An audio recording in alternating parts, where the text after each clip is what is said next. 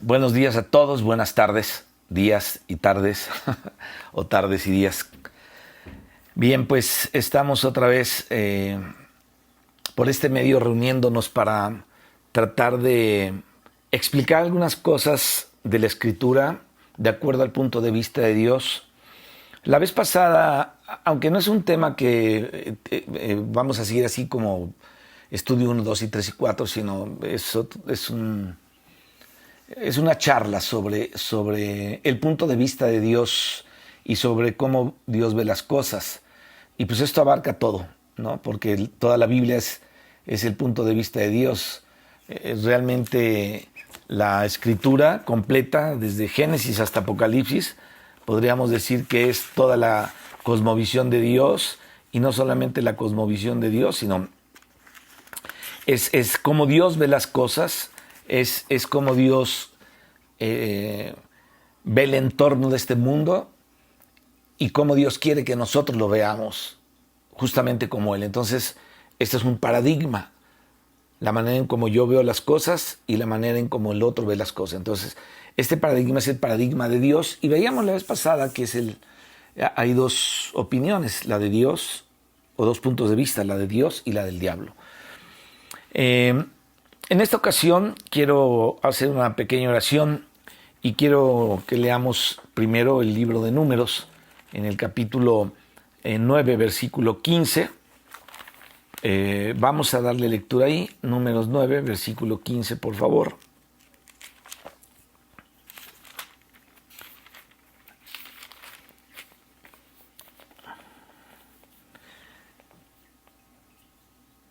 Dice: el día que el tabernáculo fue erigido, la nube cubrió el tabernáculo sobre la tienda del testimonio, y a la tarde había sobre el tabernáculo como una apariencia de fuego hasta la mañana. Vamos a orar. Señor, te damos gracias por permitirnos estar, Señor, en esta hora reunidos todos este domingo, delante de ti, Padre, aunque sea por este medio ahorita. Te rogamos, Señor, que tu presencia nos ayude, Señor, a ser entendidos en tu palabra. Queremos darte gracias por la victoria de Cristo en la cruz, sobre el diablo, sobre la carne, sobre el pecado, sobre el mundo. Y te damos gracias, Señor, que Él ya ha sido juzgado, y el fin de Satanás y sus ángeles y sus demonios es el infierno, el lago de fuego, Señor. Señor, sabemos que Él y sus demonios son unos torturadores, unos opresores. Por tanto, Señor, repréndelos en el nombre de Jesucristo. Nos unimos, Señor, a esta oración, y sean reprendidos en el nombre de Jesucristo todos los demonios de opresión, los demonios de enfermedad, los demonios de desánimo, los demonios de odio, de venganza, en el nombre de Jesucristo. Y que la vida, Señor, de tu iglesia, te rogamos, Padre, sea guardada, Señor, de todo mal, en el nombre de Jesús. Gracias por la victoria de la cruz, la victoria de tu resurrección, la victoria, Señor, de tu segunda venida, que está pronto, Señor, esa segunda venida tuya. Y te damos gracias, Señor, por la salvación tan grande que tú nos has permitido experimentar. En el nombre de Jesucristo. Amén y amén. Gracias. Aleluya. Bien, hermanos, pues qué gusto estar aquí otra vez con ustedes. Esperamos que todos se encuentren bien. Y vamos a comenzar con este texto que leí aquí en el libro de Números 9, versículo 15. El día en que el tabernáculo fue erigido, la nube cubrió el tabernáculo sobre la tienda del testimonio, y a la tarde había sobre el tabernáculo como una apariencia de fuego hasta la mañana. Esto que podemos leer aquí en la palabra es muy interesante. A mí el Antiguo Testamento siempre se me ha hecho algo muy interesante, porque tiene escondidos muchos tesoros, tiene escondidos muchos detalles que el Nuevo Testamento no da. Te voy a poner un ejemplo: la Pascua. La Pascua tiene muchas particularidades que el Nuevo Testamento no describe. Yo creo que si no tuviéramos el capítulo 12 del libro de Éxodo, cuando Pablo nombra la Pascua en 1 Corintios 5, que Cristo nuestra Pascua ya fue crucificada, no sabríamos bien exactamente cómo es la Pascua. Pero en Éxodo 2 encontramos muchos detalles, el hebrillo, la sangre, los dinteles, encontramos al cordero principalmente, vemos la manera como tiene que ser cocido, cómo tiene que ser cocinado más bien, cómo tiene que ser comido, qué partes del cordero hay que comer y las hierbas amargas que la comen. En fin, una serie de detalles que es muy interesante. Y entonces esto que podemos leer aquí en la palabra, te decía yo que es muy interesante porque dice aquí la escritura que el día del tabernáculo fue erigido, la nube cubrió el tabernáculo, entonces todos quisiéramos estar cubiertos por la nube, aleluya.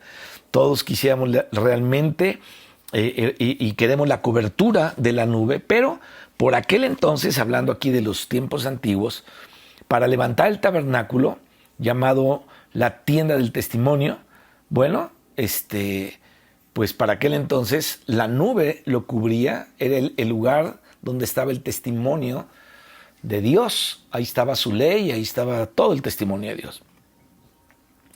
Entonces vamos a ver la relación del tabernáculo levantado y el testimonio. El tabernáculo levantado y el testimonio.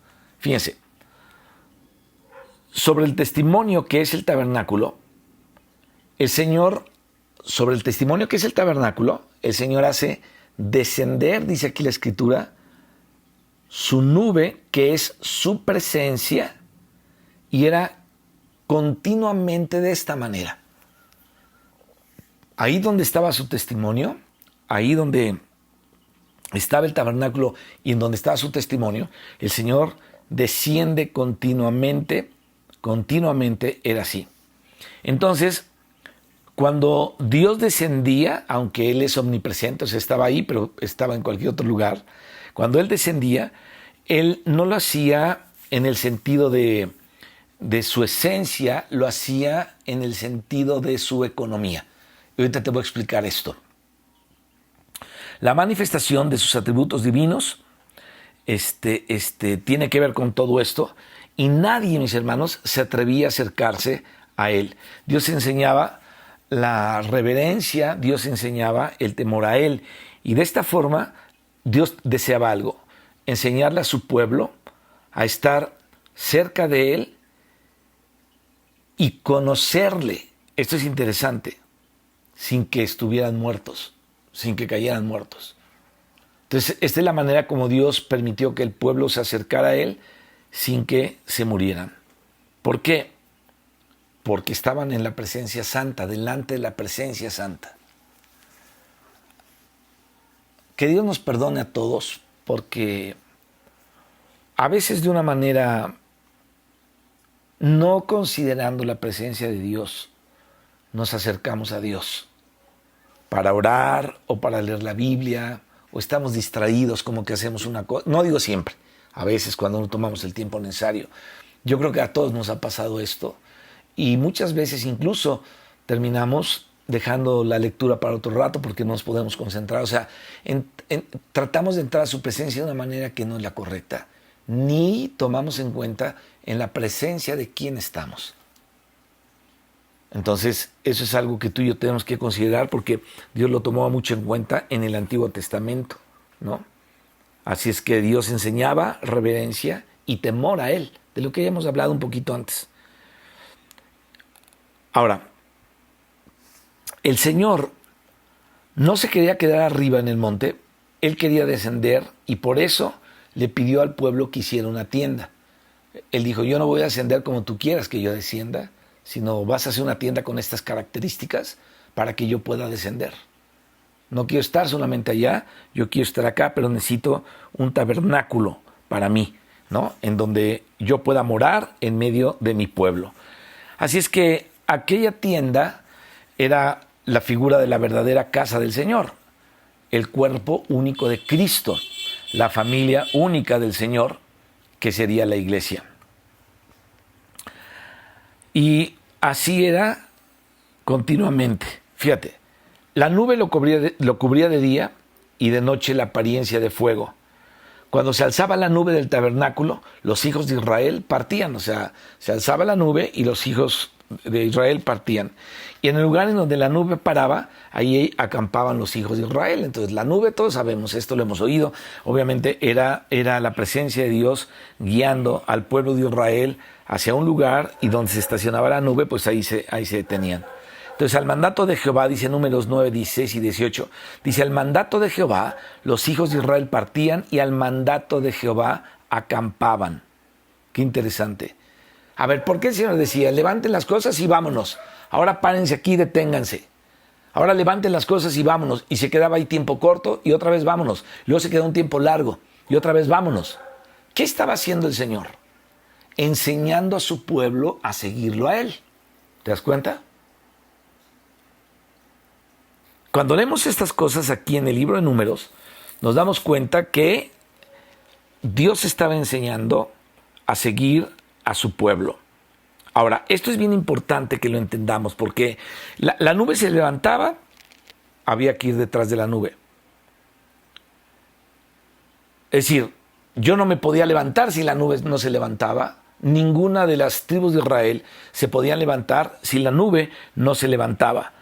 Y tampoco había que quedarse atrás, sino que había que aprender a seguir esa nube, que era la presencia de Dios, estando atentos, vamos a decirlo de esta manera, en el Antiguo Testamento, al mover del Espíritu Santo.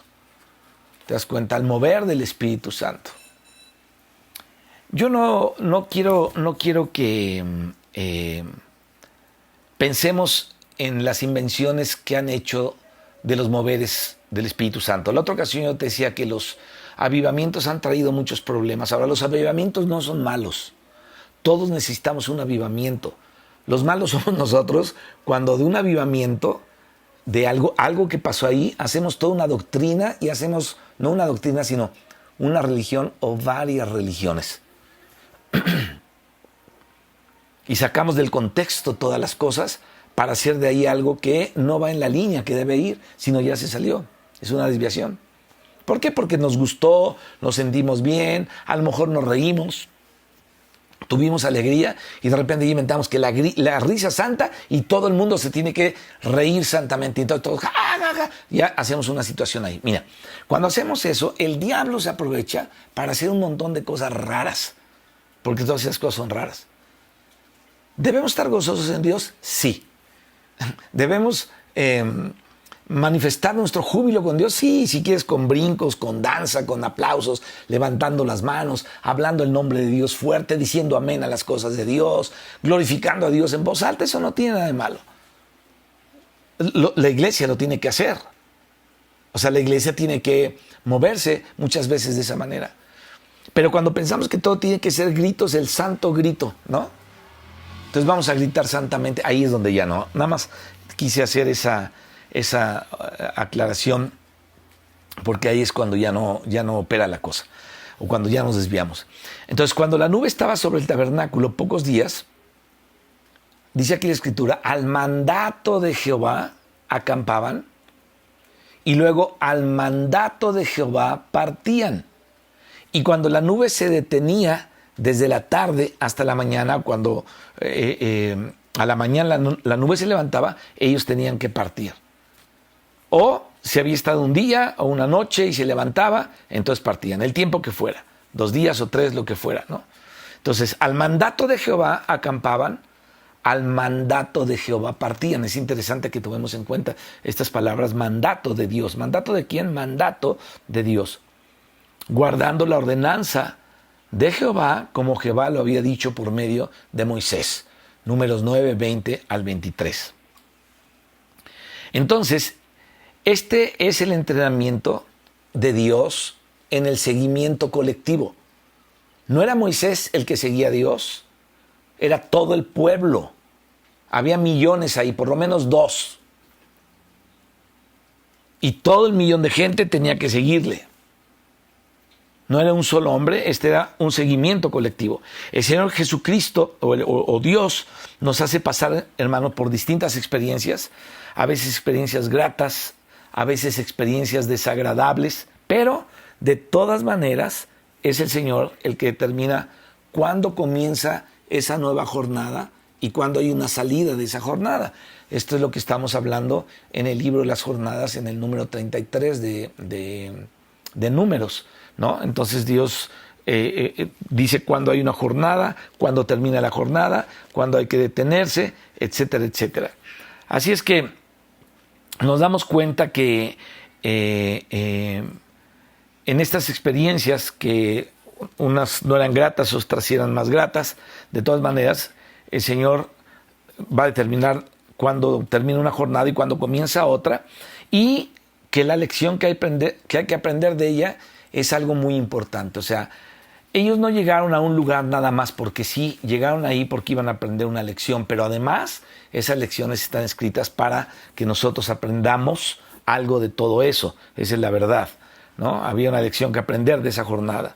Y cuando ya las cosas están a punto, ya cuando las cosas están en donde deben de estar, que llegaron a donde tenían que llegar, según Dios, entonces se pasa a otra jornada. Y así Dios nos lleva de una experiencia a otra. Un día estamos con una lucha tremenda, otro día estamos en la gloria con Él, otro día estamos en un valle de sombra de muerte, otro día estamos no tan allá ni tan acá, estamos a la mitad, pero tenemos que estar en su presencia.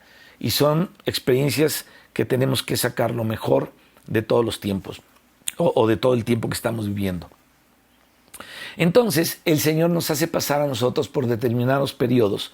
Y cuando hay que aprender o vivir una nueva experiencia, bueno, la nube se levanta y no hay que atrasarse ni tampoco hay que adelantarse, sino debe haber un discernimiento en el espíritu del mover de la noche o del mover en la mañana o del mover al mediodía, en el momento en que la nube del Señor se esté moviendo, la presencia del Señor se esté moviendo, para no retrasarnos ni adelantarnos, y también para no entristecernos por haber salido de su presencia sin que Él lo haya indicado.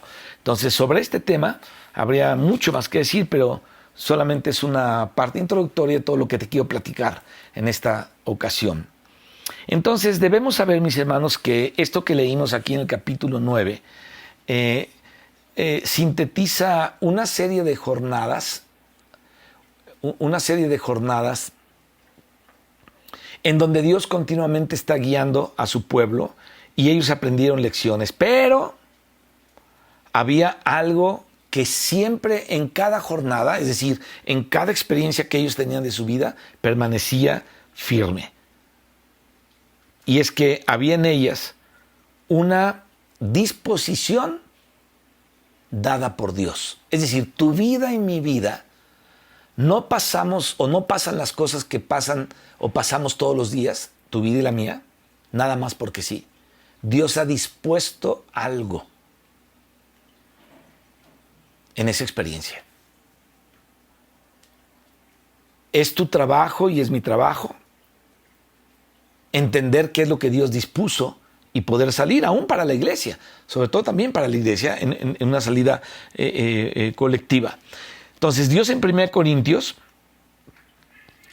dice que estas cosas les acontecieron y que están escritas para amonestarnos a nosotros, y que además, dice el apóstol Pablo, por el Espíritu, son un ejemplo.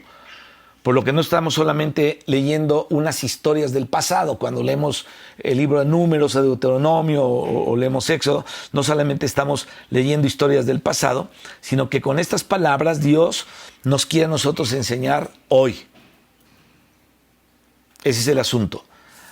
Así es que antes era una historia exterior, pero hoy es una historia espiritual. Todo lo que está escrito ahí tiene que ver con una historia interior, una historia espiritual. Y la historia del pueblo de Israel es la historia de tu vida espiritual y la historia de mi vida espiritual. Esto lo aprendí yo hace 44 años. O 43 años, que todo lo que le aconteció al pueblo de Israel es mi historia y la historia de la iglesia. ¿Te das cuenta? Así es que es importante entender todo esto. Entonces, retrocediendo unos capítulos ahí en Números, podemos apreciar también algunas instrucciones de Dios para cada una de las jornadas, porque el avance, mis hermanos, debe de ser constante en el pueblo del Señor. Él quiere que avancemos, como dice la Escritura, la senda de los justos es como la luz de la aurora, Proverbios 4:18, que va en aumento hasta que el día es perfecto. O sea, no podemos ir para atrás. Nuestros caminos deben ir para adelante, para adelante, para adelante, para adelante. Fíjate, a veces parece que avanzamos y no avanzamos, a veces parece que retrocedemos, pero estamos avanzando. Tenemos que avanzar. Tenemos que avanzar y avanzar y avanzar. Hay un librito que escribió Watchman Nee, que no me acuerdo cómo se llama ese libro, pero él es un folletito chiquito, así, yo lo leí hace mucho tiempo. Y en ese folleto, él dice que, él pregunta, ¿cómo podemos saber que hemos avanzado en nuestra vida espiritual? Entonces él dice, cuando algo de ti se quita y algo de Dios es puesto en ti. Y eso es verdad, fíjate, Dios dispone cada día una experiencia para que tú y yo la vivamos. Ahora, tú no sabes si en ese día algunos demonios te van a querer oprimir, o algunos demonios te van a querer estorbar, otros te van a querer enfermar. Pero Dios está observándonos, porque Dios está ahí. Dios está dentro de ti, dentro de mí. Entonces la pregunta es, ¿qué vamos a hacer cuando la situación sea difícil? Ahí está Dios. Entonces Él está viendo a ver cómo reaccionamos a las circunstancias. A ver si aprobamos esa jornada para poder continuar la otra. Y en este punto, mis hermanos, es difícil y es duro decirlo, pero creo que a veces podemos llegar a estancarnos por años en una situación de la que no podemos salir, en una situación en la que no se repite constantemente y se repite constantemente y se repite constantemente. Entonces yo me acuerdo de las palabras que Dios le dijo a Ezequiel, ¿no? Te vas a enfrentar a un pueblo necio, dice, pero yo te voy a hacer más necio a ti. Entonces tenemos que hacernos necios, montados en la palabra del Señor. Si el diablo insiste en una cosa, nosotros insistimos en las cosas de Dios. Y el diablo insiste en esto, pero nosotros insistimos en esto. Fíjate, el diablo insiste en hacerte sentir culpable de un pecado que ya confesaste, pero tú tienes que ser más necio e insistirle al diablo que la sangre de Cristo ya te limpió. Aleluya. La sangre de Cristo tiene mucho poder para limpiar nuestras conciencias de obras muertas, dice la Escritura. Entonces, es interesante que nos demos cuenta que hoy el pueblo del Señor, mis hermanos, es la iglesia. Así es que la iglesia tiene que ir caminando, tiene que ir avanzando, porque la senda de los justos es como la luz de la aurora, que va a un aumento hasta que el día es perfecto. Y entonces, hoy esto nos muestra algo muy interesante, que la iglesia debe ir de gloria en gloria, de gloria en gloria. Dice la Escritura, dice un canto muy viejito, bueno, ya de hace muchos años, que decía, de gloria en gloria te veo, cuanto más te conozco, quiero saber más de ti, mi Dios, al buen alfarero, etcétera, ¿no? Entonces, de gloria en gloria te veo, es interesante esta canción. Cuando más te conozco, quiero saber más de ti, porque el Señor nos lleva ahí de gloria en gloria, dice ahí la Escritura. Entonces, también la iglesia tiene que ir de triunfo en triunfo y tenemos que ir de jornada en jornada. Y entonces, ¿por qué tiene que ser así? Para que cada nueva etapa sea exitosa, para que cada nueva etapa sea una victoria en nuestras vidas y para que no haya muerte espiritual. No hay nada peor que darle lugar a la muerte. Ya te dije que un día vamos a considerarlo. Y muy pronto vas a ver, vamos a considerar el hecho de luchar con la muerte hasta vencerla. Y como te lo dije ese día, no es que no nos vayamos a morir, pero Dios nos dio una vida para vivir plenamente.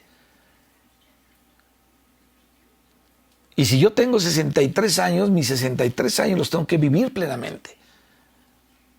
Y si tú tienes 40 años, los tienes que vivir plenamente. Y si tienes 20 o 15, los tienes que vivir plenamente. Porque Dios nos dio una vida. Y no debemos andar en la muerte. Así es que vamos a ver aquellas instrucciones de Dios a su pueblo. Cuando haya de mudarse el campamento, vendrán Aarón y sus hijos y desarmarán el velo de la tienda y cubrirán con él el arca del testimonio. Y pondrán sobre ella la cubierta de pieles de tejones y extenderán encima un paño todo azul y le pondrán sus varas. Sobre la mesa de la proposición extenderán un paño azul y pondrán sobre ella escudillas y cucharas, las copas y los tazones para libar. Y el pan continuo estará sobre ella, y extenderán sobre ella un paño carmesí, y lo cubrirán con la cubierta de pieles de tejones, y le pondrán sus varas. Tomarán un paño azul, y cubrirán el candelero del alumbrado, sus lamparillas, sus despabiladeras, sus platillos, y todos los utensilios del aceite con que se sirve, y lo pondrán con todos sus utensilios en una cubierta de pieles de tejón, y lo colocarán sobre unas parihuelas. Sobre el altar de oro extenderán un paño azul, y lo cubrirán con la cubierta de pieles de tejones, y le pondrán sus varas, y tomarán todos los utensilios del servicio de que hacen uso en el santuario, y los pondrán en un paño azul, y los cubrirán con una cubierta de pieles de tejones, y los colocarán sobre unas parihuelas. Quitarán las cenizas del altar, y extenderán sobre él un paño de púrpura, y pondrán sobre él todos sus instrumentos de que se sirve, las paletas, los garfios, los braseros y los tazones y todos los utensilios del altar, y extenderán sobre él la cubierta de pieles de tejones, y le pondrán además las varas. Y cuando acabe Aarón y sus hijos de cubrir el santuario y todos los utensilios del santuario, cuando haya de mudarse el campamento, vendrán después de ellos los hijos de Coat para llevarlos, pero no tocarán cosa santa, no sea que mueran. Estas serán las cargas de los hijos de Coat en el tabernáculo de reunión. Esto está en Números 4, 5 y Números 15, está específicamente esto, todas estas citas. Ahora, ¿de qué estamos hablando? De que el Señor quería enseñar a su pueblo a caminar con Él. Quería enseñar a que le siguieran.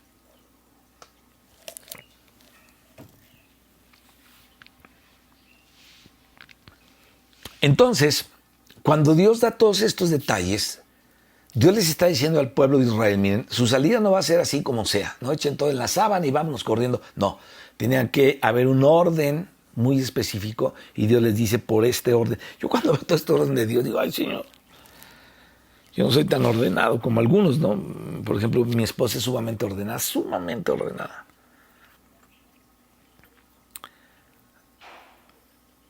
Me asusta su manera tan ordenada que es. Todo tiene que estar así, en su lugar, limpio, nuevo, renovado. Híjole, es impresionante, pero con muchos detalles, ¿no? Y yo no soy así, entonces cuando veo que Dios es súper ordenado, digo, híjole Señor, yo no sé cómo va a ser el asunto acá, pero bueno, tengo que aprender los principios del orden de Dios para seguirlo y ponerlos por obra, ¿no? Entonces, el Señor tenía que enseñar a su pueblo su orden y también su delicadeza. ¿Para qué? Para que el pueblo conociera al Señor y aprendiera a caminar personal y colectivamente conforme a su voluntad. Entonces, es necesario que tú y yo comprendamos todo aquello de la nube, levantándose y bajando, porque es para mostrarnos a no andar conforme a nosotros mismos. Esa es la cosa. No debemos andar conforme a nosotros mismos, ¿no? Nos quiere enseñar a no andar conforme a la costumbre, ¿no? Nos quiere enseñar a no andar conforme a la inercia nada más, ¿no? Sino que debemos andar conforme a Él mismo y entonces aprender a tener un contacto directo con Él, porque cada vez que el cristiano anda conforme a Dios, está en un contacto directo con su Dios, ¿no? Con la nube. O sea que su presencia debe ser la que nos guía, la que nos levanta o la que nos detiene, la que nos hace hablar o la que nos hace callar, la que nos da tiempos de fiesta o a veces también tiempos de prueba, porque yo insisto, Dios prueba a su gente, Dios prueba nuestros corazones. En la palabra que acabamos de ver, lo que acabamos de leer, podemos apreciar que aparecen 2 veces, al principio y al final del último pasaje, la frase, cuando haya de mudarse el campamento. Entonces, cuando haya de mudarse, recoges todo esto, pones ciertas pieles, cubres con una cosa color azul, con las pieles de tejón y con un púrpura, ¿no? Porque llega un punto, mis hermanos, en el que el Señor quiere enseñarnos algo para avanzar. Algo nos quiere enseñar para poder dar otro avance en nuestra vida espiritual. No sea que nos pase lo que dice el libro de Oseas. Dice, Efraín se ha mezclado con los demás pueblos. Efraín fue torta no volteada, o sea, un lado se quemó y el otro estaba crudo, ¿no? Así es que esto es lo que le pasaba a la torta que se cocina mucho tiempo. Entonces tenemos que avanzar para no quemarnos. Así es que por un lado va a quedar negra y por otro lado va a quedar cruda. ¿Cuándo pasa esto o cuándo nos puede pasar esto de la torta de Oseas 7:8? Bueno, si no atendemos la dirección del Espíritu. ¿Qué pasa? Pues nos quedamos ahí todos carbonizándonos terriblemente, ¿no? Diciendo, ¿a poco esta es toda la voluntad de Dios? Y nos quedamos así tostados, dorados, ya chamuscados, ¿no? En una cosa, porque permanecemos más de la cuenta en lo mismo siguiendo costumbres. Esto es lo que pasa con las costumbres, ¿no? Empezamos a seguir estas costumbres y siempre es esa costumbre y no escuchamos a Dios. Entonces nos quemamos, la torta queda cruda de un lado y quemada de otra. Fíjate, cada pueblo del Señor era una torta, o cada campamento del Señor era una torta. Todos los de las tribus, cada uno de ellos. Así como también la iglesia es un pan. Entonces, en aquella época, una torta era Rubén, otra torta era Simeón, otra torta era Leví, y así, etcétera, etcétera. Bueno, cada tribu era una torta, era un pan de la proposición, o sea, de la propuesta. ¿De cuál propuesta? Dios tiene una propuesta. Tú y yo somos un pan de la propuesta de Dios, pero la pregunta es, ¿cuál es la propuesta de Dios? Ahí te va.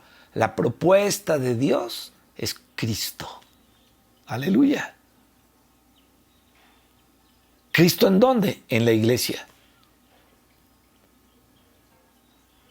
Entonces la iglesia es la propuesta de Dios porque tiene a Cristo como contenido. Entonces esta vida de iglesia en Cristo. Entonces Israel era una figura, pero ahora, mis hermanos, en el Nuevo Testamento nos dice aquí la Escritura que el pan es el cuerpo de Cristo y es la iglesia. Fíjate quiénes somos delante de Dios. Somos el pan que Dios está moviendo. Somos, ¿cuál pan? De la proposición. ¿Cuál proposición? La de Dios. Ahora, como iglesia, ¿cómo nosotros tomamos esa proposición de Dios? Llenándonos de Cristo. Porque Cristo es la propuesta de Dios. Entonces Dios nos está amasando para que juntos seamos una propuesta de vida, es decir, la vida de iglesia de Cristo. Y Dios sigue trabajando en nosotros. Entonces, la obra de Jehová, la obra de Yahvé, la obra de nuestro Dios, tiene que ser con seriedad, no con indolencia. Eso fue lo que hizo Saúl, acuérdense, porque él debía haber aplicado el juicio de Dios y no representó al Señor con su actitud, ¿no? Él tuvo una actitud equivocada. Y aquí hay una de las cosas que tú y yo tenemos que aprender, mi hermano. Cada vez que tú y yo le compartimos la palabra a alguien, tú y yo estamos representando a Dios. ¿Qué es lo que hablamos? ¿Lo que se nos ocurre hablar? ¿O lo que estamos viviendo con Dios para poder representar a Dios? Qué importante es que lo que hablemos cuando demos testimonio del Señor y que lo que hablemos en nuestras vidas sea lo que Dios quiere que hablemos para poderlo representar dignamente. Que Dios nos perdone a todos por las palabras de más que hemos hablado. Que Dios nos perdone a todos por las palabras de menos que hemos hablado y que Dios nos perdone a todos por muchas veces no haberlo representado correctamente al Señor o fielmente al Señor. A mí me da mucho miedo cuando la gente empieza a decir que está profetizando, cuando la gente dice, así dice el Señor, y yo digo, ay, nanita, cuando viene eso se me eriza a mí se me hace el cuerito de gallina y digo, Dios mío, no tengan cuidado cuando hablamos así. Ahora fíjate, cuando tú y yo hablamos la palabra no erramos. Fíjate, si yo te dije, así dice el Señor, y te dijera, Cristo es la sabiduría y Cristo es el poder de Dios, yo no estoy errando, porque así dice el Espíritu. ¿Dónde dice? Pues en Corintios, en 1 Corintios. Cristo, poder de Dios, sabiduría de Dios. A menos que yo tenga en verdad una palabra de ciencia por parte de Dios, una palabra específica para alguien. Pero debemos tener mucho cuidado con eso, para poder representar correctamente al Señor. Entonces, al Señor, lo que aprendemos aquí, hay que representarlo con equilibrio, representar su misericordia y representar también su santidad. Así como dice la palabra, maldito el que hiciere indolentemente la obra de Jehová y maldito el que detuviere la sangre de su espada. Entonces, ¿dónde dice eso? En Jeremías 48:10. O como dice Pablo, mira pues la bondad y la severidad de Dios, ¿no? La bondad y la severidad de Dios. ¿Dios es severo? Sí, es severo. Necesitamos aprender el equilibrio del Señor y para que el pueblo aprenda, Él nos dice, quieto estuvo Moab desde su juventud y su sedimento ha estado reposado y no fue vaciada o vaciado de vasija en vasija. ¿Y dónde habla de Moab? En Jeremías 48:11. Ni nunca estuvo en cautiverio, por tanto quedó su saber en él y su olor no se ha cambiado. Y vaciaron sus vasijas y rompieron sus odres y se avergonzará Moab y Quemos, como la casa de Israel se avergonzó en Betel, su confianza, ¿no? O sea, esto nos muestra cómo el Señor, mis hermanos, nos pasa de una experiencia a otra porque nos ama y nos quiere maduros. Qué tremendo.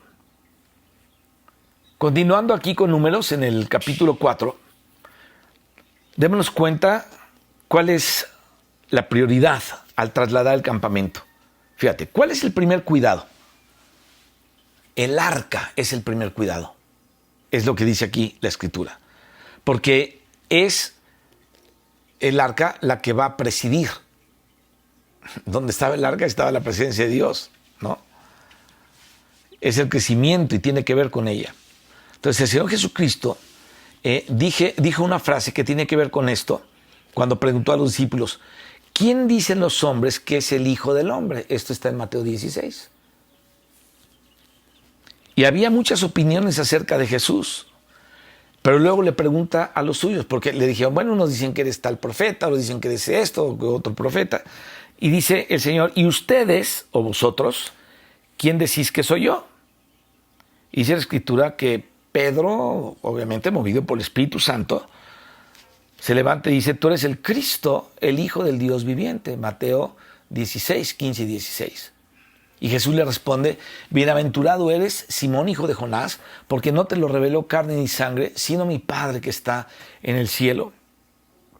Bueno, así como Pedro, mis hermanos, nosotros somos bienaventurados. ¿Por qué? Porque Dios nos reveló esto. ¿Qué nos reveló? ¿Quién es Cristo? Entonces tú y yo debemos conocer cada vez mejor a Cristo, nuestro Señor. Debemos tener mayor luz. Debemos tener mayor revelación, con mayor equilibrio en nuestro andar con Dios. Y entonces podremos crecer, como dice la Escritura, en el conocimiento espiritual de Cristo, Porque el Señor edifica la iglesia mediante la revelación de Jesucristo. No hay otra manera en cómo la iglesia sea edificada excepto con la revelación de Jesucristo. Jesucristo dijo, yo edificaré mi iglesia.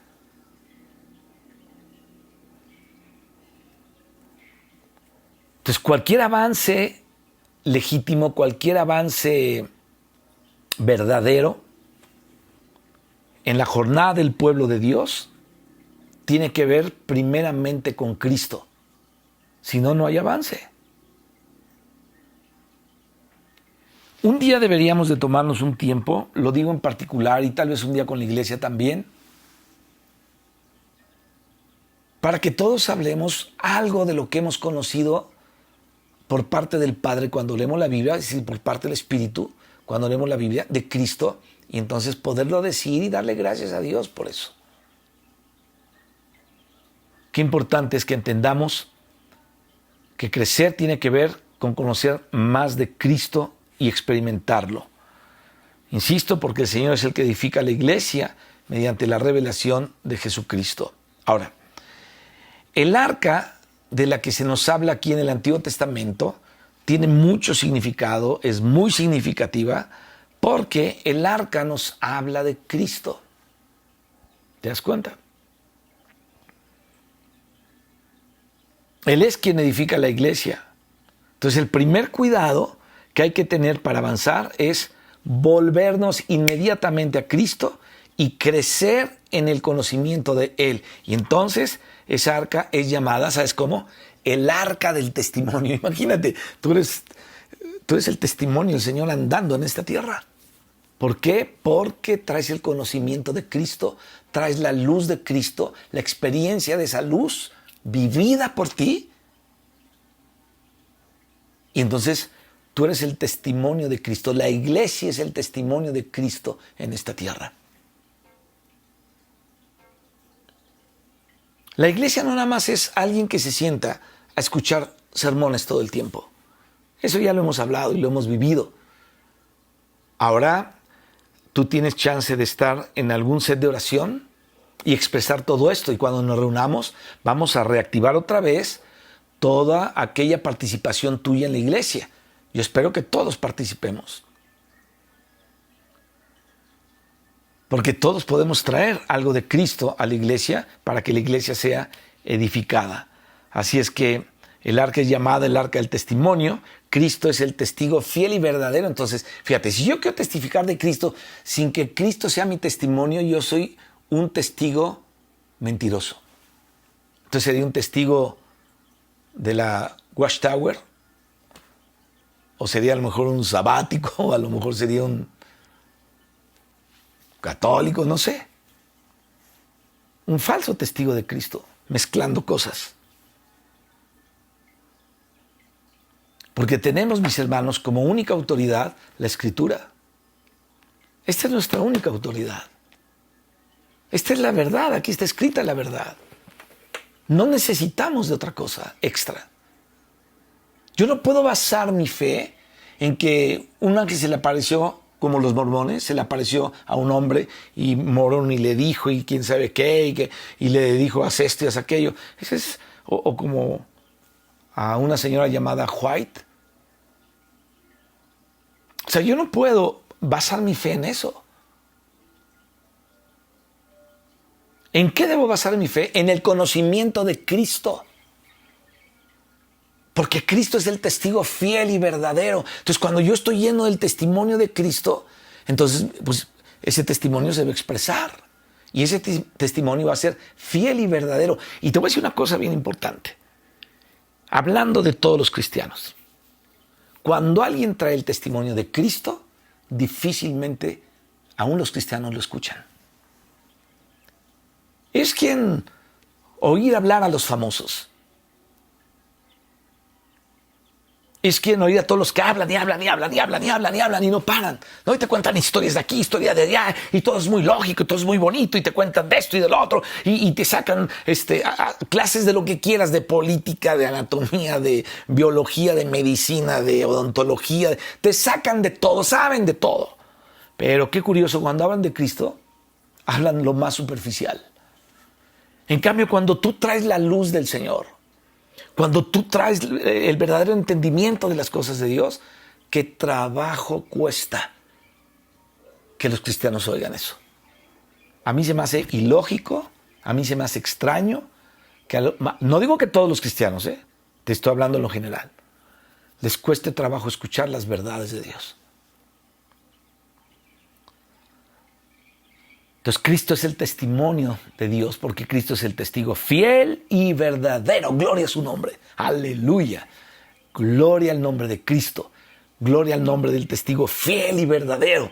Alabemos su nombre y Él es digno de adoración y digno de toda honra y digno de toda gloria. El testigo fiel y verdadero. Bueno, regresando a esto del arca. Acuérdate, mi hermano, que el arca estaba hecha de dos materiales, de oro y madera de acacia, dice aquí la escritura. Entonces, el oro y la madera hablan de su divinidad y de su humanidad. Cristo es divino, pero Cristo es humano. ¿Por qué? Porque el Señor se encarnó. Romanos habla de eso, de la encarnación de Cristo, en el capítulo 8. Ahí el apóstol Pablo toca la encarnación de Cristo. Entonces la encarnación es algo bien glorioso. A medida que te comparta de estos temas, de repente te voy a hablar de la encarnación de Cristo, la importancia de la encarnación de Cristo. El Verbo encarnado. El que estaba desde el principio con Dios, quien era Dios. Porque en el principio el Verbo era con Dios y el Verbo era Dios.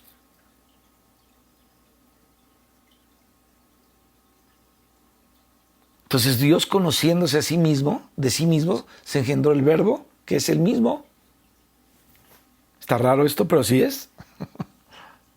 Y luego este Verbo se hizo carne y habitó entre nosotros. Pero Pablo añade algo más de la encarnación. Cristo tomando forma de carne de pecado, dice la Escritura, sin que hubiera en el pecado. Entonces, todo lo que tiene que ver la encarnación con nuestra redención y con la paga de una deuda que tú y yo era imposible que pagáramos. Entonces, Cristo es el testimonio de Dios y Cristo es el testigo fiel. Aleluya. Y el arca estaba hecha de oro y de madera de acacia, que representa la divinidad y la humanidad respectivamente del Señor Jesucristo. El oro estaba por dentro y por fuera del arca. El oro por dentro se refiere obviamente a la identidad, mis hermanos, de la persona divina de Cristo como Verbo de Dios y con Dios antes de la fundación del mundo. Esta es su primera identidad, que es eterna, y aunque Él se encarnó, mis hermanos, en un hombre, y se humilló y se despojó de su gloria, seguía siendo la misma persona divina. Qué gloria de haber sido ver a Jesucristo en aquellos días, cuando Él anduvo aquí en la tierra. Contemplar al Creador del universo, al Creador de los cielos y de la tierra, al Creador de los ángeles y arcángeles, contemplar al Creador de la humanidad, al que te hizo, y poderlo ver. ¿Te imaginas? Los que anduvieron con Él, cuando se dieron cuenta quién era Él. Yo creo que hubieran querido: Señor, vuélvete a aparecer para no soltarte. Aunque la cuestión ya no era física, iba a ser espiritual ya. Lo hemos dicho otras veces. El Señor se les empezó a aparecer después de que resucitó de los muertos por 40 días, hablándoles del reino, pero se les aparecía y cada vez hacía más lejana su aparición, hasta que los desacostumbró a verlo físicamente para que ellos pudieran tener una vida espiritual y de entendimiento espiritual con el Señor. Entonces, qué preciosa la encarnación de Cristo, Qué precioso que Cristo como verbo de Dios y con Dios desde antes de la fundación del mundo, y qué preciosa esta primera identidad del verbo, que es eterna, aunque se encarnó en hombre y se humilló y se despojó de su gloria, seguía siendo la misma persona divina, porque Él no dejó de ser quien era nunca, nunca. Jesús era la personalidad divina del verbo hecho hombre. Qué palabra más tremenda. Eso me encanta, el primer capítulo de Juan. Me encanta. Y ahora tenía también la naturaleza humana, representando así la madera de acacia. Así es que esta arca del testimonio era Cristo, el testigo fiel.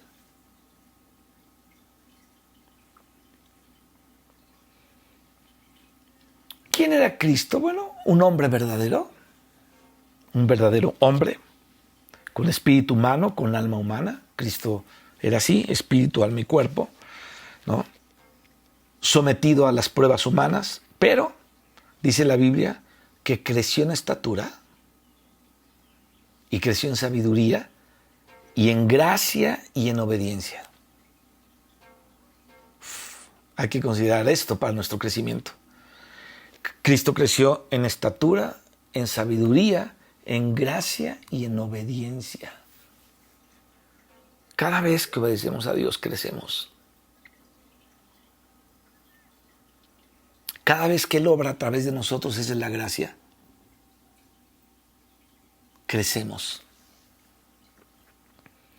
Cada vez que comprendemos algo más profundo de Cristo aquí en la Biblia, crecemos. Y cuando juntamos todo esto, la estatura, la sabiduría, la gracia y la obediencia, tenemos un crecimiento. Así creció Cristo. Entonces aquí tenemos los dos materiales, las dos naturalezas de la persona del Hijo, el Hijo de Dios, el Hijo del hombre, la naturaleza divina de la misma persona, pero podemos preguntarnos, ¿por qué tiene oro por fuera también? Porque Jesús dijo, Padre, glorifícame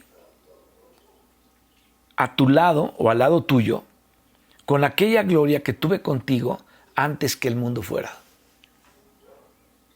Esto está en la oración que hizo el Señor Jesucristo en Juan 17, en el versículo 5. Es decir, ahora el Padre ascendió al Señor Jesús a su diestra y lo glorificó recuperando la gloria que antes tenía. Pero como Él también posee naturaleza humana, o sea, esta es la naturaleza divina, pero como Él también posee naturaleza divina, la gloria de Él, mis hermanos, apareció también en su cuerpo, en su ser íntegramente humano. O sea, Jesucristo, aunque era sin atractivo y le vemos para que no le deseemos lo que sea, Jesucristo era Dios encarnado. A ver, ¿quién podría obedecer las palabras de un hombre sin atractivo, sin que nadie le deseara, pero cuando hablaba y la gente lo veía, no podía hacer otra cosa más que seguirlo? Síganme y yo les haré pescadores de hombres, les dijo a unos pescadores. Y no sé cómo vieron, no sé cómo fue el toque, pero fue un toque precioso, se impresionaron, que dejaron sus redes y fueron atrás de Jesús. ¿A dónde? Solamente fueron atrás de Él. Porque Él les dijo que lo siguieran. ¿Te das cuenta? Así es que ahora hay un hombre en la gloria y el oro, mis hermanos, no solamente está por dentro, sino que también está por fuera, porque Él ya está glorificado en la divinidad y en la humanidad. Hay un hombre ahí arriba,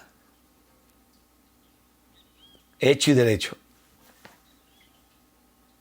Ese hombre es divino y es humano. El arca es una caja que tiene medias medidas. Es decir, todas las medidas son las mitades. Eso lo vimos cuando estudiamos esta parte del arca ahí en el Antiguo Testamento. Si te acuerdas, ya tiene tal vez 2 años de esto o algo así. Porque al ser un arca de la alianza, mis hermanos, no puede ser uno solo, sino representa la mitad de un todo, porque hay una alianza. Entonces, el arca tiene que aliarse. Entonces es una mitad, pero falta la otra mitad. Tiene que aliarse con alguien. Tiene que unirse para casarse, ¿no? Como un abrazo entre el cielo y la tierra. Entonces Dios quiere casarse con su creación, Dios quiere casarse con la iglesia, Dios quiere casarse con la humanidad redimida, obviamente los que quieran entrar a la redención. Y entonces Él es una mitad, pero aquí viene la otra situación. Nosotros somos la otra mitad.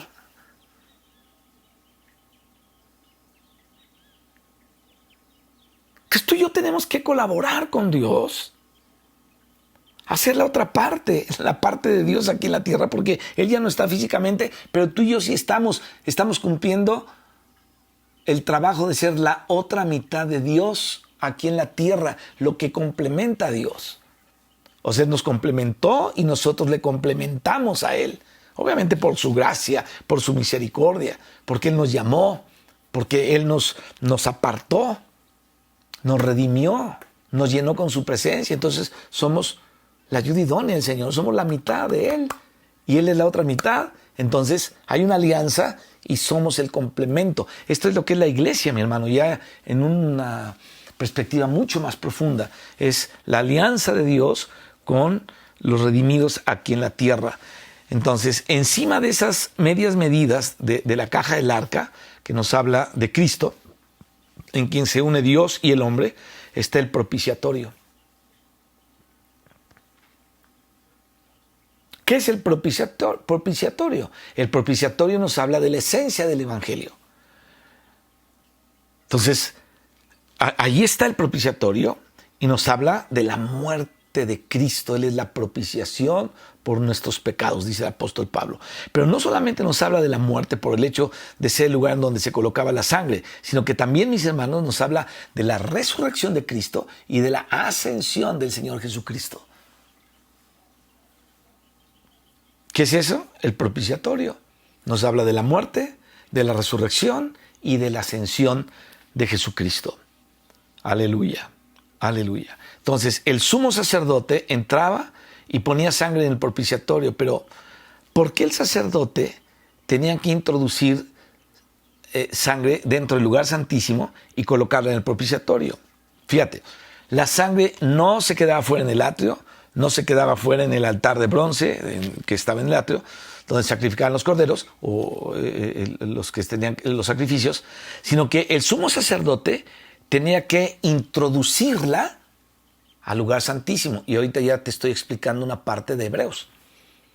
Tenía el sacerdote que introducirla en el lugar santísimo, ahí donde estaba el propiciatorio. Hasta ahí tenía que llegar el trabajo del sacerdote. Y a Moisés se le dijo que hiciera eso conforme al modelo que se le estaba mostrando en el monte. Pero déjame decirte, Juan vio las cosas reales. En Apocalipsis, mis hermanos, se ve que Juan vio el arca. Y el arca que veía en el templo, era la verdadera arca. Entonces esa arca se veía ahí en el templo. En el Apocalipsis nosotros tenemos la realidad y con Moisés tenemos la figura. A Juan se le mostró la realidad y a Moisés se le mostró, cuando hizo todo eso aquí, era una figura de lo celestial. Y entonces era necesario ver el propiciatorio junto con el arca, porque el propiciatorio, mis hermanos, es la tapa del arca.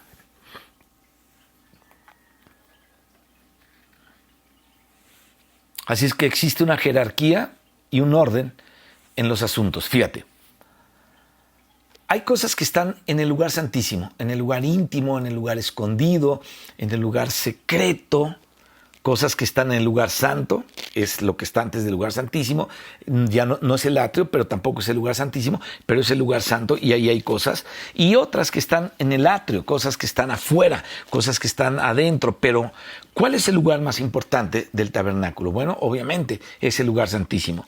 ¿Y qué es lo que el Señor puso en el lugar santísimo, en el lugar central de todo? El arca, ahí puso el arca. Eso es lo que estaba adentro. Ahora, al mudar el campamento, al tener que avanzar, ¿Cuál era el primer cuidado? ¿Sabes cuál era? El arca.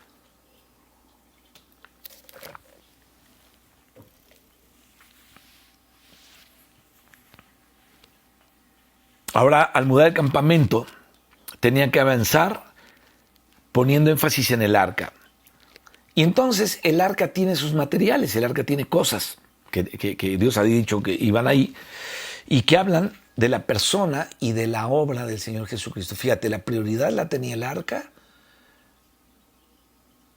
y esa arca tenía cosas. ¿Qué cosas tenía? Bueno, cosas que nos hablan de la persona y de la obra del Señor Jesucristo. Entonces hay que conocer al Señor en su relación, déjame llamarla así, de Trinidad, en su relación trinitaria con el Padre y con el Espíritu Santo. Conocerlo en su humanidad también, como Dios y como hombre. La persona, mis hermanos, y la obra de Cristo es lo que está entronizando el arca. Te lo vuelvo a repetir. La persona y la obra de Cristo es lo que está entronizando el arca. O sea, ese es el Evangelio. Esa es la esencia del Evangelio. Lo que hizo el Señor Jesucristo, su vida aquí por 33 años y medio,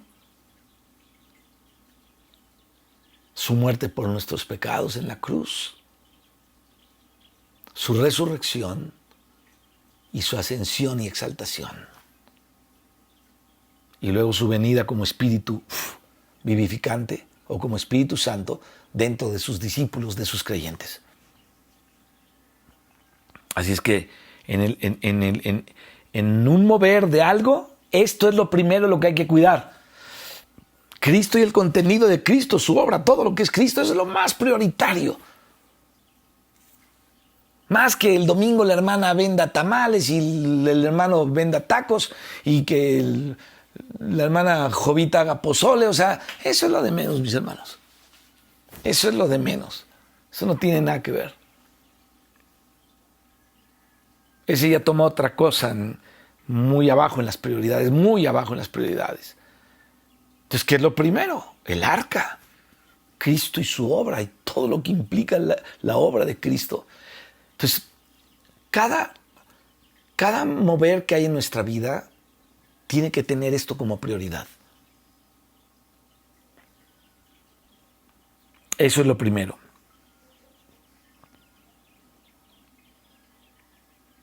Entonces, ahí está el arca, que es Cristo. Y solo debajo, mis hermanos, de esa palabra está la eternidad, está su lugar en la Trinidad, está su despojamiento, su encarnación, su persona divina y humana. Cristo caminó sobre las aguas, Cristo echó fuera demonios, Cristo multiplicó panes, Cristo sanó enfermos, etc. Pero si no hubiera muerto, no seríamos salvos. Ese es como el centro, la prioridad. Y aquí está el propiciatorio, la persona divina y humana que murió. Entonces, cuando hablamos del propiciatorio, hablamos de la obra completa de Jesús, tanto de su muerte como de su resurrección, como ofrenda y como sacerdote, porque resucitó, dice aquí la Escritura, y entonces ascendió. Aleluya, aleluya. La sangre y el Espíritu, mis hermanos, son cosas centrales. La sangre y el Espíritu son cosas centrales. Yo he escuchado deliberaciones sobre la sangre de Cristo. Una vez vino un hermano y nos vino a hablar de que la sangre de Cristo es un fetiche, que andaban diciendo que, bueno, no quiero hablar de eso, se hace una blasfemia horrible. Solamente te digo cuántas cosas chuecas, torcidas he oído. A un loco hablando de los latigazos de Cristo.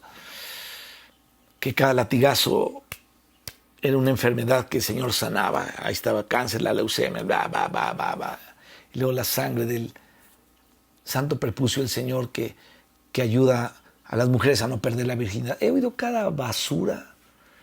Pero ¿saben qué me duele más? Que gente que está liderando congregaciones cree estas cosas. Yo digo, ¿cómo pueden ser instruidos por estas tonterías? Sin embargo, en el sentido muy bíblico, la muerte de Cristo, la resurrección, como ofrenda y como sacerdote, la sangre y el espíritu son cosas centrales.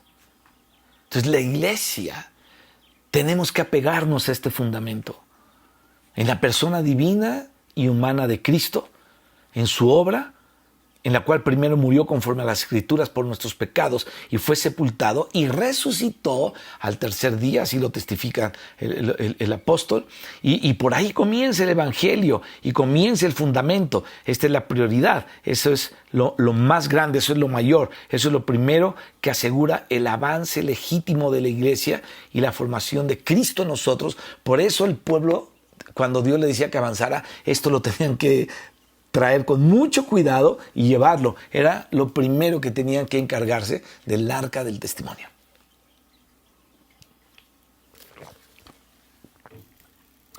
Y tu testimonio no es que Dios te quitó la boca torcida, que Dios te sanó el cuello inflamado, que Dios te quitó el dolor de panza. Sí es un testimonio, pero eso no es el testimonio.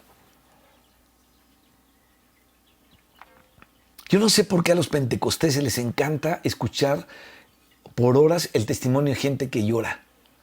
Hermano, entonces yo maté a 50. Oh, les corté la cabeza. Y todavía decía así, a uno le corté la yugular, hermano, y aleluya. Y veía cómo sangraba y se le brotaba la sangre. Y entonces, hermano, era una tarde muy triste. Y te describen todo así y todo hablando sus cochinadas que hacían todo el tiempo. Ese no es el testimonio, esa es basura. Yo ni me quiero acordar de lo que era antes. ¿Para qué te sirve a ti saber de dónde me sacó a mi Dios?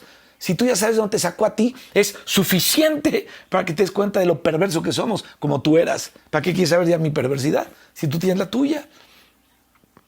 Ese no es el testimonio que debemos dar. Es que yo era un borracho y golpeaba y mi madre me abandonó, pero cuando me apresaron yo llevaba una navaja y corté a 5. He oído esos testimonios, los acabo de oír 2 o 3 testimonios. Ahora tú dices, ¿por qué los oyes? Porque si no tengo de qué hablar de esto. Es que el pueblo de Dios está así. Ellos son cristianos, sí son cristianos, pero les falta sabiduría, entendimiento de cuál es el verdadero testimonio que deben traer. Su testimonio debe ser el testimonio de Jesucristo. No su porquería con detalle de dónde lo sacó Dios.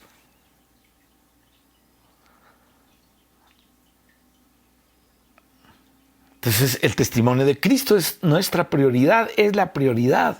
Eso es lo primero. Y insisto, lo que asegura el avance de la iglesia. En Hechos, se decía que la iglesia primitiva perseveraba en 4 cosas.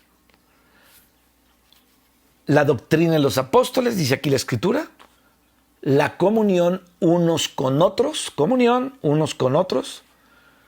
En el partimiento del pan y las oraciones.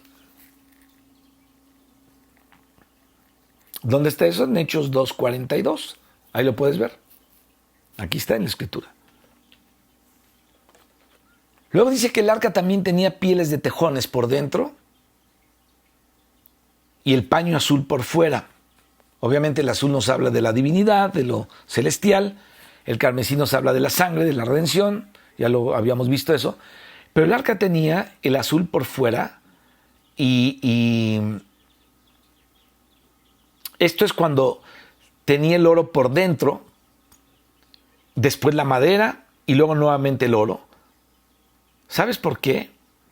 Porque fue glorificado.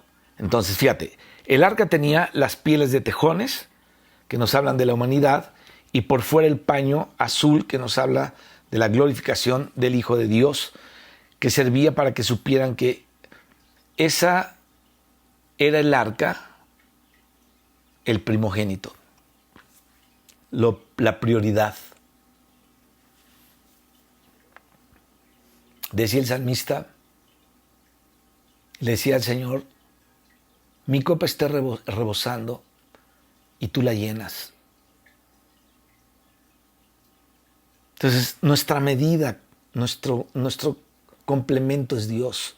Sin Él no estamos completos. Nuestro complemento es Cristo. y sus obras. Llegamos al lugar santo, frente a frente, ahí al norte, la mesa de los panes, ahí estaba, y al sur estaba, fíjate, al norte estaba esto, luego al sur, adentro del cuartito ese, estaba el candelero que nos habla de la iglesia, pero no puede haber iglesia sin cabeza. O sea, no puede haber un cuerpo nada más así. Y en este caso es representada por el arca. Después viene la comunión de unos con otros, el partimiento del pan, que es lo que está representando o representado por la mesa de los panes y el candelero, y uno frente al otro, es equivalente a eso, ¿no? Y después las oraciones representadas por el altar de oro del incienso. Entonces primero es el arca, incluso antes de la iglesia, pues primero obviamente es Cristo. Entonces, si hay que mover el campamento, primero el arca. Eso es lo primero. La doctrina de los apóstoles es acerca de Jesucristo. Pablo dijo, no nos predicamos a nosotros mismos, sino a Jesucristo como Señor. 2 Corintios 4:5. Ellos no hablaban de su gran ministerio. No, qué ministerio, qué grande ministerio. Eso nos encanta decir, el gran ministerio del hermano fulano de tal. Qué gran ministerio. Mira, ya en un auditorio con 40,000 gentes, eso no es la prioridad.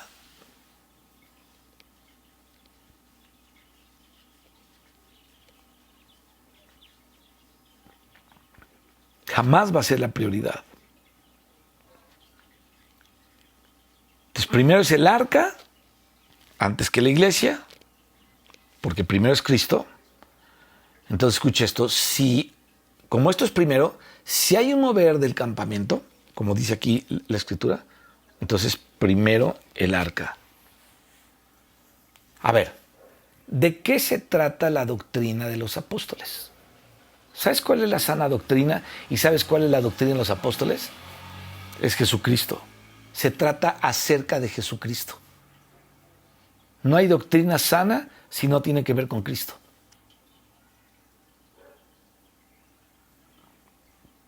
Pablo dijo, insisto, no nos predicamos a nosotros mismos, sino a Jesucristo como Señor. Y ahora después de eso, el lugar santo, es decir, nosotros como decía el apóstol, como vuestros siervos por amor a Jesús. Y entonces eso viene detrás, ¿no?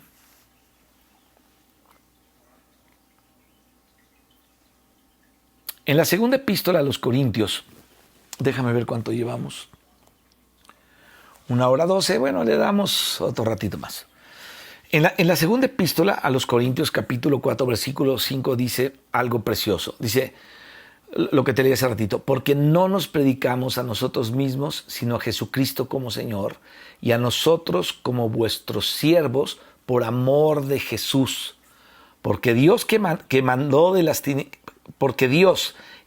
que de las tinieblas resplandeciese luz, es el que resplandeció en nuestros corazones para iluminación del conocimiento de la gloria de Dios en la faz de Jesucristo. Y entonces te voy a hablar un poquito de esto. Predicamos a Jesucristo.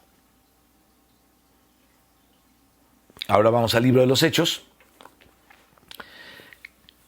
Y vamos a ver qué dice. Dice, y con gran poder los apóstoles daban testimonio de la resurrección del Señor Jesús, y abundante gracia era sobre todos ellos. Hechos 4:32.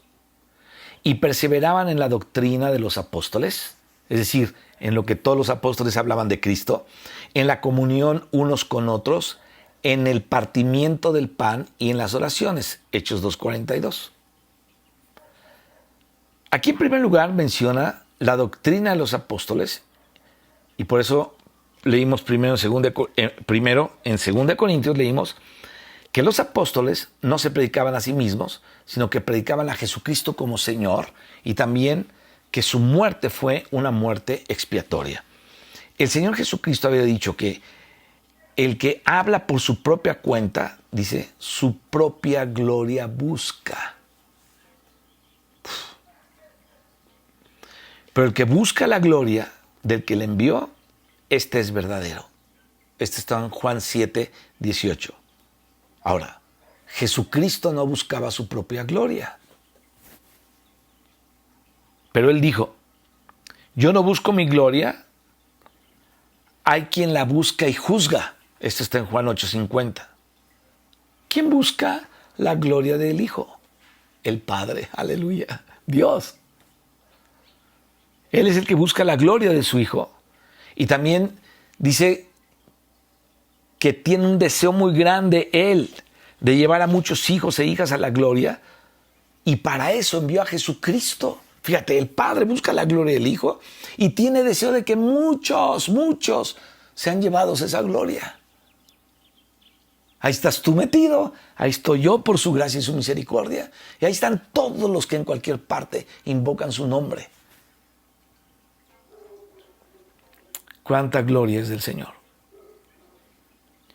Entonces también en los Hechos de los Apóstoles dice, y todos los días en el templo y por las casas no cesaban de enseñar y predicar a Jesucristo. Estaban llenos, su copa estaba rebosando, gracia sobre gracia, de su plenitud habían tomado todos, porque no cesaban de enseñar de Jesucristo todo el tiempo, todos los días, de casa en casa.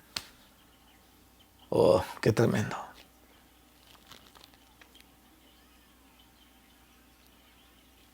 ¿Qué nos muestran todos estos versículos que leímos? 2 Corintios 4:5, Hechos 4:32, Hechos 2:42, Juan 7:18, Juan 8:50, Hechos 5:42. ¿Qué nos muestran todos estos textos? Bueno, estos nos muestran justamente el tema central de los enviados por el Señor.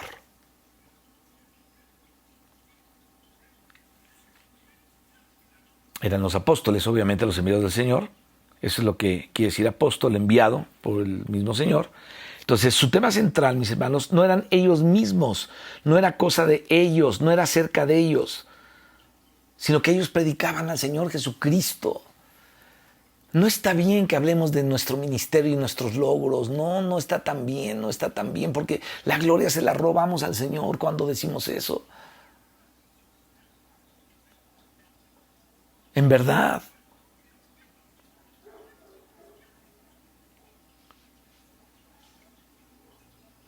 El Evangelio de Dios tiene un tema central. El tema central del Evangelio de Dios es el Señor Jesucristo mismo. Él es el tema central del Evangelio. Y entonces podemos verlo de esta manera aquí en la palabra. Fíjate, en la epístola a los Romanos del capítulo 1, verso 1. Pablo, siervo de Jesucristo. ¿Sabes qué hubiera podido decir Pablo?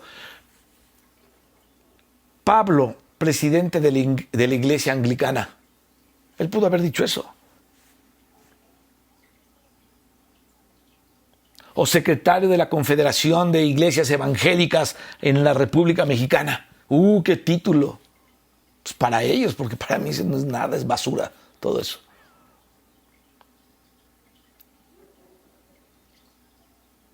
Pudo haber dicho cualquier cosa. Tantas cosas que a los hombres de repente nos gusta adjudicarnos. Y qué curioso, quienes se adjudican todas esas cosas son los que más seguidores tienen. No entiendo yo, pero son los que más seguidores tienen. Se me apareció un ángel, me habló Dios, es que Dios me dijo, Dios, y salen hablando como si Dios fuera a los únicos que les hablara. Si Dios tiene un mensaje central, que es su evangelio. Tenemos que entenderlo. Porque tú y yo, y los hombres en general, de repente nos gusta adjudicarnos títulos y cosas, ministerios y logros, cosas así, ¿no? Por el estilo. Pero los discípulos y los apóstoles jamás representaron ninguna institución humana. Yo no sé por qué a los evangélicos les encanta hablar de este señor de la Reforma. Les encanta. Y cada vez que llega el año, o el mes y el día de esos días de no sé qué, de la reforma, que tiene que ver a lo mejor con lo que hizo Juárez, no sé, hablan de eso. Como si ese fuera el tema central. Ese será el tema central de su religión evangélica, pero no es el tema central del evangelio. El tema central del evangelio no es Lutero ni Wesley. El tema central del evangelio se llama Jesucristo, el Hijo de Dios, que es hombre y es Dios. Ese es el tema central del evangelio. Continúa diciendo el apóstol Pablo, llamado a ser apóstol, apartado para el evangelio de Dios, Romanos 1:1. Fíjate, Pablo no miente y tenemos que darnos cuenta aquí de esta palabra, dice, apartado para el evangelio de Dios. Yo he visto, mis hermanos, cómo se gradúan pastores en los seminarios metodistas, siguen siendo unos majaderos y hablan puras tonterías, no se les entiende lo que hablan, ni ellos entienden su filosofía, se quieren hacer muy filósofos, muy acá, no entienden nada. Yo no sé qué beneficios trajo en ese sentido la reforma. ¿Sabes qué beneficios trajo la reforma? Que los cristianos verdaderos entendieron que la salvación no era por obra, sino por fe. Una.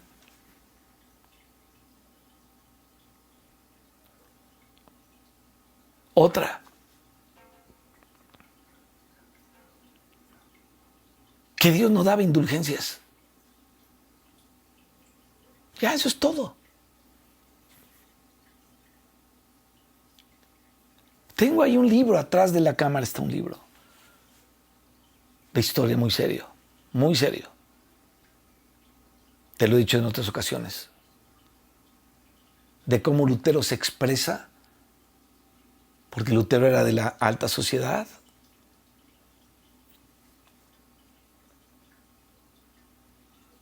Él era de la alta jerarquía en aquellos lugares en Alemania, en Europa.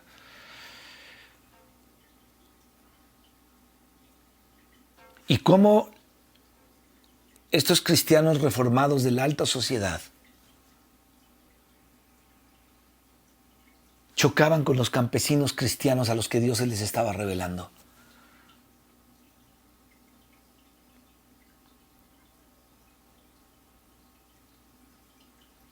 Y Lutero dice, hay que matar a esos perros. No hay que dejar uno solo vivo. Entonces, ya, por el amor de Dios, ya no hagan divino a Lutero, se los ruego.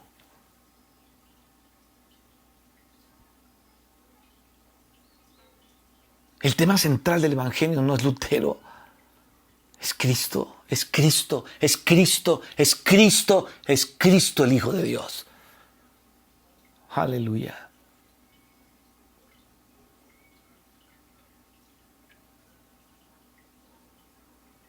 Entonces Pablo dice apartado para el evangelio de Dios. El evangelio es Cristo. Él es el evangelio.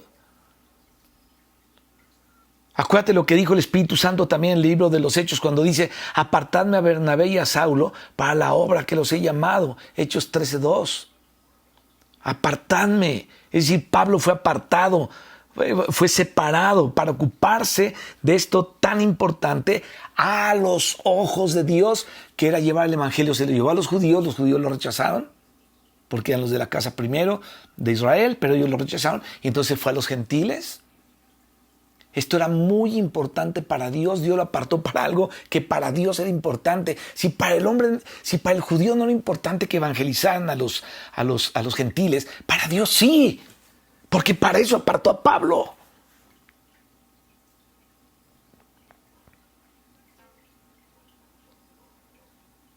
Así es que él fue apartado y separado para ocuparse de lo que era importante a los ojos de Dios. Puede, mis hermanos, ser que los seres humanos no lo entiendan de una manera cabal esto, pero ya lo entenderán después. Lo importante es que Dios y los suyos lo entiendan. Tú y yo somos de los de Dios, debemos entender lo que a Dios le interesa. No todas esas alianzas evangélicas y que presidente de la asociación de pastores, de no sé qué. Dios mío, por el amor de Dios, ya no. Mejor amémonos. Consideremos unos a otros, exhortémonos unos a otros.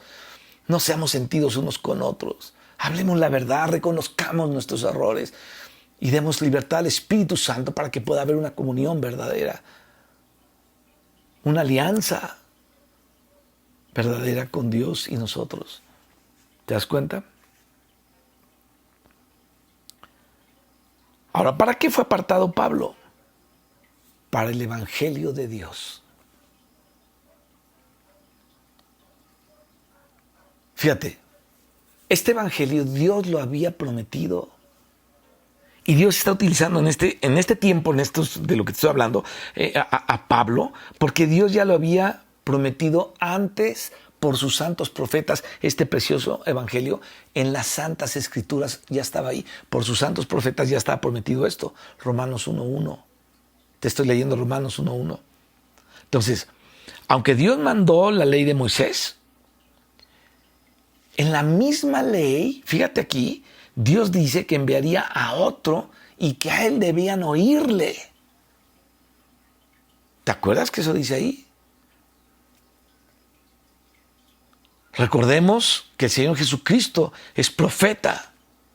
Aunque Él es mucho más que un profeta, también es un profeta. Jesús es mucho más que un profeta, pero también es profeta, porque Él es el Hijo de Dios, es mucho más que un profeta, ¿no? Él es el Verbo, Dios hecho hombre, pero como hombre tomó varios oficios. Entonces Él es profeta, sacerdote según el orden de Melquisedec, y Él es el Rey de Reyes y el Señor de Señores. Entonces ya estaba prometido que había que oír lo que dijera el Mesías cuando viniera. A Él lo tienen que oír. Esto lo dijo Moisés. El Señor levantará de entre su pueblo, de entre ustedes, a un profeta al que deben oír. Al que deben oír. Qué impresionante es esto. Por eso la mujer samaritana estaba esperando que llegara el Mesías.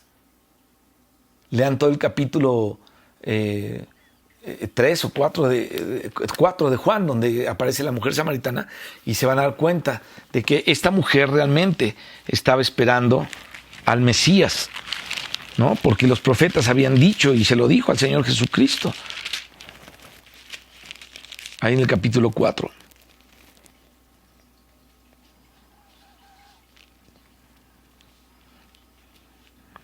Dice, ¿acaso eres tú mayor que nuestros padres, nuestro padre Jacob, que nos dio este pozo, todo este asunto? Entonces, ella habla ahí de que ellos estaban esperando a su Mesías, y Jesucristo, y de repente el Mesías se le aparece en vivo y a todo color, ¿no?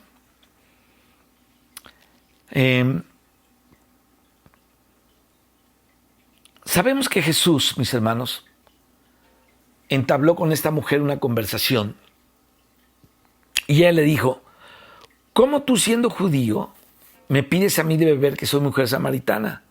Porque los judíos, dice el Evangelio, y los samaritanos no tienen trato entre sí. Así como muchos cristianos no tenemos trato. No hay trato. Yo no tengo trato con muchos cristianos. No puedo tenerlo trato con muchos cristianos, ni ellos conmigo, no sé, algo pasa ahí. Entonces el Señor le dice, si conocieras el don de Dios y quién es el que te dice dame de beber, tú le pedirías y Él te daría agua viva. ¿De qué te estoy hablando? Del Mesías prometido, que se le apareció a esta mujer. Dice, tú le pedirías agua viva. Entonces, aquí el Señor le hace una promesa a la mujer de que le daría agua viva y que no tendría sed jamás. Y le responde, sé que ha de venir el Mesías. Ella lo sabía porque ya estaba dicho por los profetas. El primero fue por Moisés. Bueno, Dios ya lo había dicho en Génesis 3:15. Pero después Moisés lo reitera y después David y los profetas, ¿no? Daniel, todos ellos. Zacarías, que es un profeta muy mesiánico. Entonces, ella sabía que tenía que venir el Mesías. No solamente los judíos de Judea, sino incluso los samaritanos, que eran de las 10 tribus de Israel, ¿no? De las otras 10 tribus que se habían mezclado con otros pueblos, pero ellos ya sabían que venía el Mesías. Es decir, Dios había prometido el Evangelio por medio del profeta en las Santas Escrituras. Entonces, ¿cuál es el tema central del Evangelio? De las buenas nuevas que nos da Dios. O sea, el Evangelio son las buenas nuevas de Dios. He aquí, nuevas de gran gozo, anunciaron los ángeles a aquellos pastores. ¿Cuáles son esas buenas nuevas que nos da Dios? Las buenas nuevas que nos da Dios es su Hijo Jesucristo, ¿no? Son su Hijo. Todas esas buenas nuevas, lo que incluye Cristo, es Cristo, su Hijo. Entonces Dios envió a su Hijo y la palabra nos dice todavía más, dice, de tal manera amó Dios al mundo que ha dado su Hijo unigénito para que todo aquel que en él cree no se pierda, mas tenga vida eterna, Juan 3:16. Por eso Jesús, mis hermanos, fue mostrado por Dios en público. Dios mostró en público al Señor Jesucristo. Por parte del Padre, la voluntad estaba en que Jesucristo fuera mostrado en público. Después de su vida privada, antes de su vida pública, cuando llegó a bautizarse, Él fue mostrado ahí. Entonces Dios dio testimonio diciendo, este es mi Hijo amado, en quien yo tengo complacencia, a Él oíd. Todavía el Padre lo dijo con una voz desde el cielo. Esto, mis hermanos, es importante que tú y yo lo entendamos. Eso no lo ha dicho Dios a ningún otro ser humano, sino solamente al Señor Jesucristo. Este es mi Hijo amado. No lo dijo de Jeremías, no lo dijo de David, no lo dijo de Jesucristo solamente. Mi Hijo amado, y a Él óiganlo, a Él óiganlo. O sea, el Padre honró, mis hermanos, la vida privada, la vida secreta de Jesús, aunque no fue secreta para su familia porque vivía con ellos. En Nazaret decían, ¿no es este el hijo del carpintero? ¿No se llama su madre María y sus hermanos Jacobo, José, Simón y Judas? Entonces los hombres se preguntaban, ¿de dónde había salido él con esas cosas? Como unas me dijeron a mí, ¿que te fuiste al Tíbet o qué? ¿No? ¿De dónde había salido él con todas estas cosas? Es decir, ¿de dónde venían esos milagros? ¿De dónde venía toda esa sabiduría que Dios le había dado? Entonces dice la Biblia que se maravillaban del Señor Jesucristo. Decía, qué palabras. Cuando tenía 12 años apantalló a los doctores de la ley cuando habló con ellos. Qué impresionante era el Señor Jesucristo. Entonces, en Él, mis hermanos, estaba representada la vida de Dios, la sabiduría de Dios. Y entonces en esta vida secreta de Cristo, aunque mejor le podríamos llamar la vida privada, no secreta, la vida privada de Cristo, cuando no era pública, que es mejor secreta, ¿sabes qué? Dios lo honró. Dios lo honró. Le voy a dejar hasta aquí para continuar la siguiente vez platicándote de estas cosas. Y vamos a hablar acerca del testimonio de Jesús y de otras cosas más que tienen que ver con todo esto.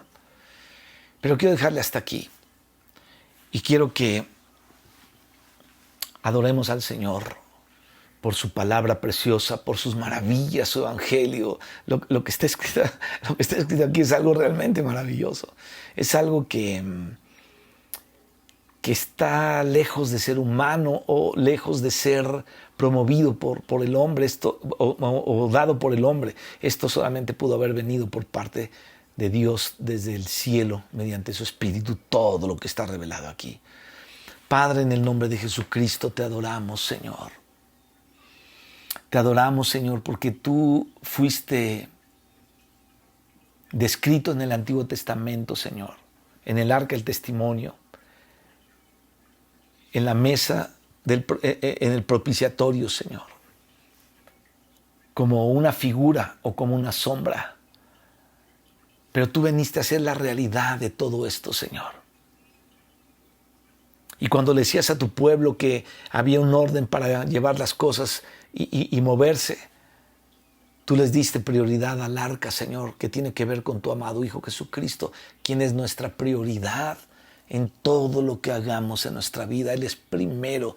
Él tiene la preeminencia en todo. Aleluya. Te adoramos, Señor. Te adoramos, te adoramos, te adoramos.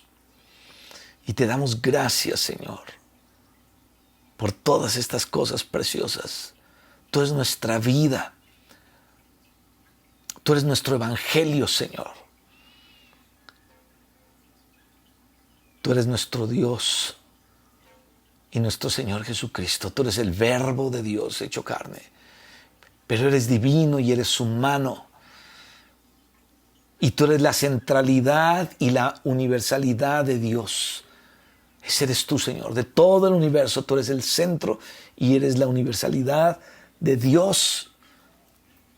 Porque tú tienes la prioridad en todo. Tú eres el Hijo amado en quien el Padre tenía su complacencia. Por eso, Señor, queremos llenarnos de Cristo para que tú seas complacido. Oh, Padre, bendice a cada familia. Bendice a cada persona que esté escuchando esto que estamos hablando. Y que lo cheque en la Biblia a ver si es verdad. Y que lo reciba en el nombre de Jesucristo. Gracias porque tus apóstoles, Señor, predicaron a Cristo y no se promovieron ellos mismos en nada. A ti sea la gloria y la alabanza en el nombre de Jesús. Amén. Aleluya. Dios les bendiga, mis hermanos, y nos vemos la siguiente vez para seguir platicando de cosas de estas que son impresionantemente preciosas, benditas, edificantes, sanas, llenas de gloria y de gracia de Dios. Y que Dios les bendiga, y acuérdense de orar unos por otros para ser sanados, para entender el Evangelio, para seguir caminando con Dios. Y les quiero dar las gracias por todo el respaldo a la obra de Dios. Mis hermanos, no menguen en esto, se los ruego, se los pido. Gracias porque Dios ha levantado en muchos de ustedes una fidelidad tremenda, y yo sé que Dios no les ha dejado a ustedes tirados. Al contrario, Dios les ha suplido y les va a seguir supliendo. Bendito sea su nombre. Sigamos esforzándonos en apoyar la obra de Dios, y a Él sea la gloria y la alabanza por siempre, y la bendición de Dios sea sobre sus vidas, la paz de Dios sobre sus vidas, sobre sus corazones, en el nombre de Jesucristo. Amén. Dios les bendiga.